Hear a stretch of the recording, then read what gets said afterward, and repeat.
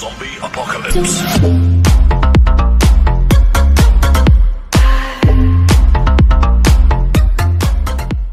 Ayan guys, mayroon pang dumating na chassis repair. Pasensya, may mga bata. Ayan. Okay, angat mo nga pre, yung chassis natin. Nag-ano na naman siya, automatic. Ayun o. Ito, kita nyo, ayan o. Putok din, bali dito, tapos sa kabila. Ayan, bulok din. Ito, bulok din. Ayan. Papalitan na natin ng bago yan.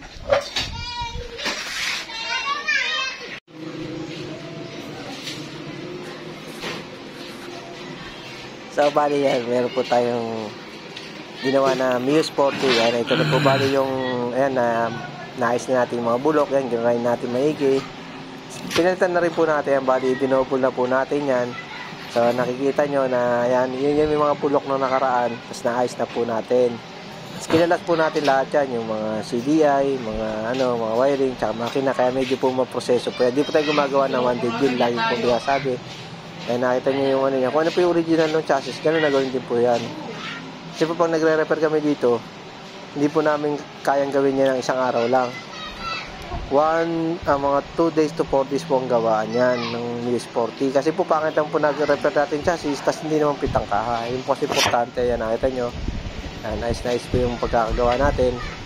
Kung ano po yung tsura ng stock, gano'n na gano'n din po yan.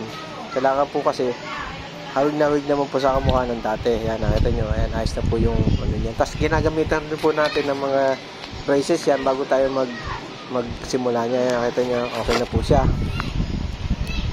Yan, nakita nyo. Dinoblehan po natin ng bakal na round bar. Yan, para po mas maganda, mas matibay. Yan. Nagpisa kasama natin gumagawa. Yan, katulong sa gumagawa. Bali, ito na yung finished product na primer. Ayan na. Wow. Yan ba, so bali pina-primer na po natin kasi po pagka po gumagawa tagang pina-primeran po natin yan. Ay nakita nyo po napakalinis na pong tingnan, primer pa lang po yan. Yan.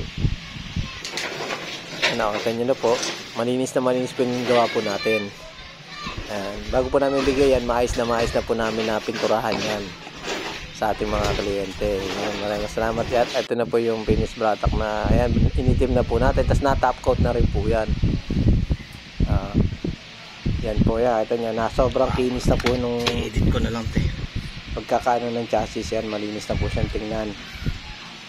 So yan, maraming salamat po sa mga ating mga manonood, tsaka follow naman po, tsaka share naman po kung kayo po ay tutuwa sa ating video. Ito po ay ating mga ginagawa dito sa shop ay ganyan po kadalasan, repair shop, chassis, tapos ng mga motor, gumagawa tayo center stand. Puro po yung mga center stand po natin, makakapal po yun.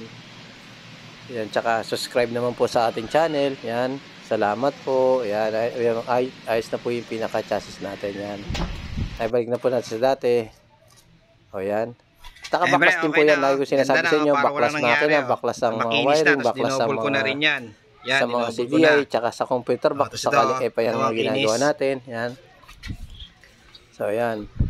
Ito yun naman po. Tapos kung ano po yung tindig yan, gano'n na gano'n din po. Yan. Hindi po tayo gumagawa ng hadalian kasi mahirap yung hadalian sa yung trabaho.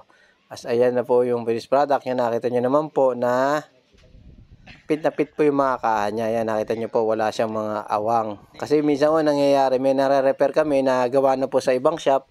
Ang nangyari, yung kliyente hindi po satisfied kasi yung rings nila hindi fit, mga nakabuka po. Yan, dito po sa atin, naiaayos naman po natin yun. So yan, ayan po yung finished product nung gawa natin.